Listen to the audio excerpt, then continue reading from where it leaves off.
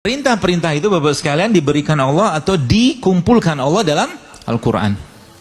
Jadi Al-Quran itu codingnya. Coding atau perintahnya. Jadi kalau nanti teman-teman baca ini subhanallah luar biasa ini. Saya kemarin diskusi dengan seorang teman, ya sahabat saya lah, dia lagi doktoral gitu kan. Karena saya ilmunya kemana-mana gitu. Penelitian dia, tesisnya tentang apa? Kenapa manusia di surga nggak mati-mati?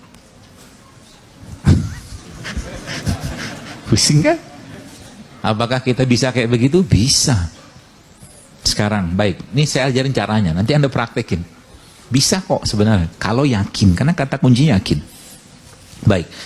Contoh inilah misalkan. Apa ya? Nih. Ini apa? Yang usah berat-berat lah. Yang ringan dikit. Ini. Ini timun. Hah?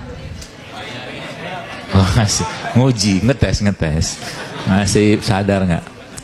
Timun ini, timun pula. Cabai ini saya jatuhkan. Kenapa cabai ini jatuh? Karena saya jatuhkan, itu jawaban anak SD. Ya kan, itu jawaban paling lemah, hujahnya gitu kan. Jawaban yang kedua apa? Karena gravitasi. Jawaban ketiga apa? Karena Allah izinkan dia jatuh. Itu jawaban akidahnya. Karena Allah izinkan dia jatuh. Kalau Allah nggak izinkan, maka bisa jadi jantung ini tetap di sini. Cabai ini berhenti di sini. Bisa. Tapi buat apa Allah tunjukkan itu ke kita? Nggak ada gunanya. Itu hanya dikasih ke nabi-nabi. Sehingga waktu orang-orang kafir bilang, ya Muhammad, coba kau belah bulan. Kan gitu kan? Nabi belah bulan. Gitu kan? Dengan izin Allah. Allah izinkan. Nah pertanyaannya, kalau saya tanya, kenapa orang di surga nggak mati-mati? Hah? Karena Allah sembelih kematian di sana.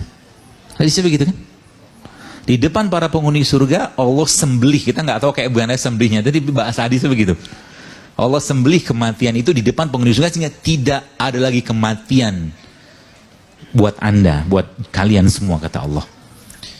Semua yang dimakan menjadi bahan yang bermanfaat untuk tubuh. Dia berubah sebagian kecil menjadi keringat yang baunya pun kasturi. Allah tidak izinkan makanan tadi menjadi kotoran. Allah tidak izinkan dia menjadi air kencing, nggak diizinkan.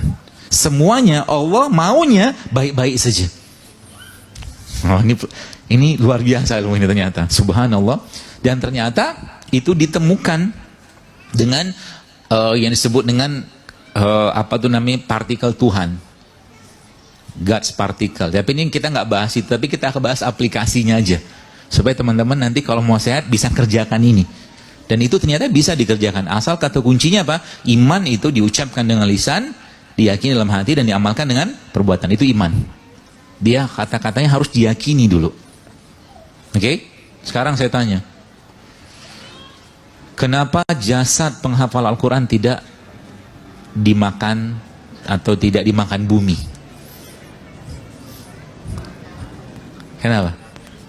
Karena Allah nggak izinkan. Allah perintahkan bumi jangan makan jasad ini. Kan gitu. Sama juga dengan jenazah syuhada. Orang-orang mati jalan Allah itu, berperang jalan Allah.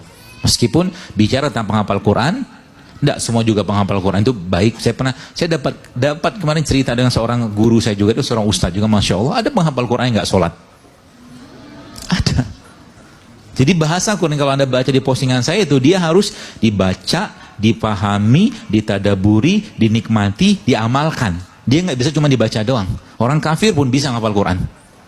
Tapi kalau nggak dapat hidayah, snok huranya gitu kan, dia paham agama tuh yang katanya membelah ngurusin rakyat. Dan banyak sekali orang-orang ilmuwan non muslim itu yang bisa menghafal Quran, tapi kata kuncinya apa? Kalau nggak ada kalimat la ilaha illallah Muhammad Rasulullah, selesai, nggak ada manfaat itu semua.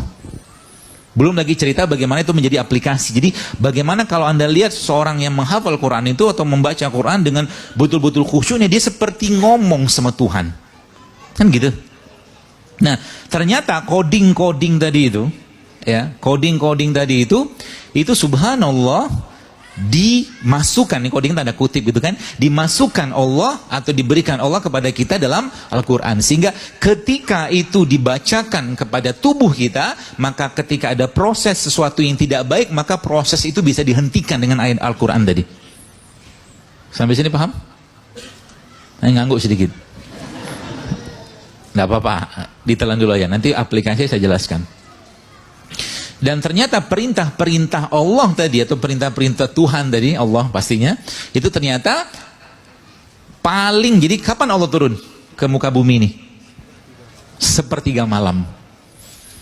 Dan pertanyaannya, singgasana Allah itu di mana? Berada di atas air. Hadisnya kan begitu. Kan gitu kan? Nanti ini bisa dipakai, teman-teman bisa pakai. Dua hal yang bisa Anda lakukan kalau Anda mau sehat. Ya, dan ini bisa dipakai untuk banyak hal sebenarnya. Ya, asal dan jadi God's particle itu penelitian tahun 2014. Seorang ilmuwan namanya Higgs Boson, dia menembakkan kalau saya ingat saya detail saya nggak baca, silakan baca, menembakkan dua proton ditembakkan pada terowongan 72 km.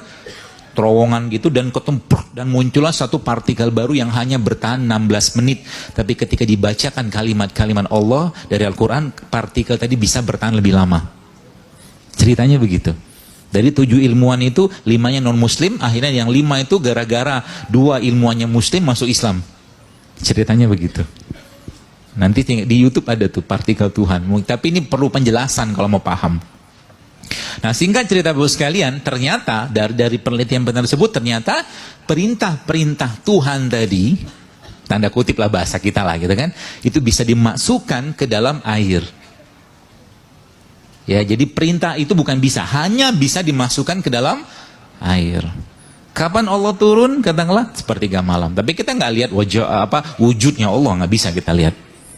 Tapi kita bisa merasakan Allah turun gitu kan. Ya, dengan kedekatan dan segala macam lagi. Nah, ternyata perintah itu bisa diberikan kepada kepada air tadi melalui bacaan-bacaan Al-Quran. Teman-teman tahu Masaru Emoto? Pernah dengar? Sebelum Masaru Emoto itu sebenarnya ada kakeknya lagi yang neliti, yang lebih dahsyat lagi penelitiannya sebenarnya. Ya, tentang bagaimana mengubah molekul sesuatu gitu, tapi nggak dipublish, ceritanya begitu. Jadi singkat ceritanya, ternyata itu bisa kita lakukan dengan cara apa? Ternyata kalau kita bicara tadi tentang bagaimana seorang penghafal Al-Quran, kenapa dia tidak dimakan, katakanlah bumi lah, ulat atau segala macam itu kan, karena Al-Quran memerintahkan atau menghentikan semua proses pembusukan tadi pada dirinya. Sampai sini paham ya? Al-Quran memerintahkan. Jadi dalam Islam memang ada teknik itu namanya ruqyah kan. Ruqyah itu salah satunya yang simpelnya adalah kita membacakan beberapa petunjuk Nabi SAW kepada bagian yang sakit. Kita baca Bismillah, Bismillah, Bismillah. A'udzu bi'izzatillah wa qudratihi min syarri ma ajidu wa uhazir. Salah satunya. Ada orang pernah ngelakuin itu? Ada. Sembuh nggak? Ada yang enggak, ada yang sembuh. Ada yang orang pernah demam lalu baca Al-Fatihah, tiba-tiba ada yang nggak sembuh, ada yang sembuh. Kenapa bisa nggak semua? Takdir Allah. Tapi kita lihat seberapa dekat orang itu dengan Al-Quran.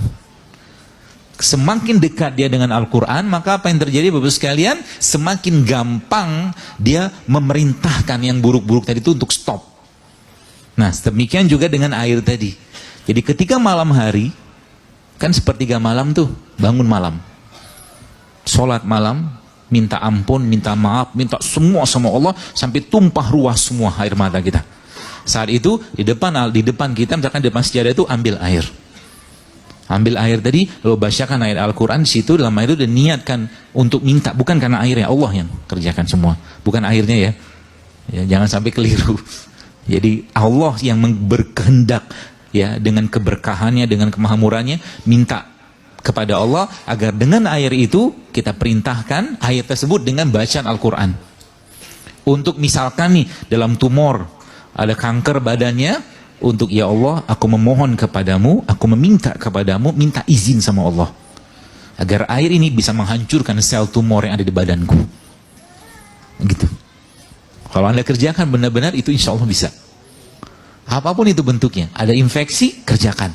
Ya Allah, aku dengan izinmu, dengan Al-Quran yang aku mohon kepada Allah agar hentikan proses misalkan infeksi atau apa, tapi itu paling bagus dikerjakannya saat malam atau waktu-waktu di mana Allah perintahkan kita absen, yaitu sholat, waktu sholat itu. Dan itu ada penelitiannya, dan memang ternyata bisa dimasukkan, ya bukan bisa, kalau penelitian itu memang menyebutnya Guts particle itu hanya bisa dimasukkan ke dalam air gitu loh. Ya, maka air itu menjadi medianya. Dan memang begitulah Allah sampaikan dalam Al-Quran, wa ja'alna minal ma'i kulla syai'in hayy. Dari air kami jadikan segala sesuatu yang hidup. Kalau bahasa sederhananya merukyah air, tapi memerintahkan air itu untuk menghentikan dengan izin Allah segala proses-proses yang buruk pada dirinya. Dan bayangkan itu kalau kita kerjakan dengan catatan kitanya katakanlah belum hafal Quran, dan bayangkan kalau kita yang hafal Quran. Gampang banget merintahinnya, karena semua proses buruk tadi itu bisa dihentikan dengan bacaan Al-Quran. Itu dahsyatnya ngafalin Quran. Maka bertekadlah, berniatlah mulai sekarang berapapun usianya untuk menjadi penghafal Al-Quran. Sebab apa? Paling gampang ngobatin penyakit itu dengan Al-Quran. Ibnu Qayyim Al-Jauziyah pernah demam, dan subhanallah dengan demam itu apa yang dikerjakan? Dia cuma bacakan Al-Fatihah saja, demamnya turun. Kisah para sahabat yang mengobati kepala kampung atau kepala dusun yang kena sangatan kalajengking atau ular, situ sebutkan, itu ternyata mereka mengobati dengan Al-Fatihah. Kita ketika lagi sakit baca Al-Fatihah sekali, 2 kali, kok nggak turun-turun? Kenapa? Beda iman. Ya kan? Beda iman.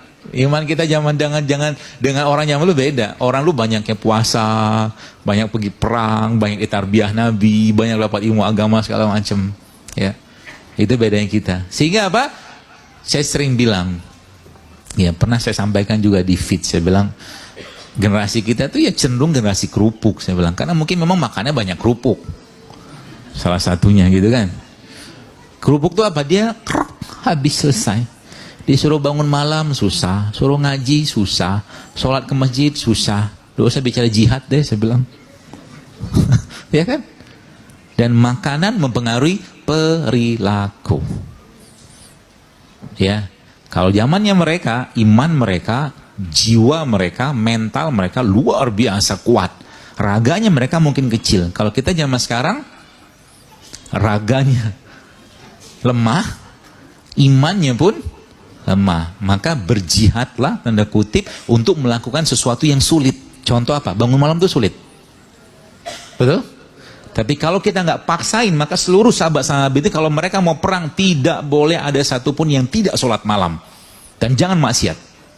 Pasti dimenangkan Allah. Kata kuncinya kan begitu kan? Gitu kan?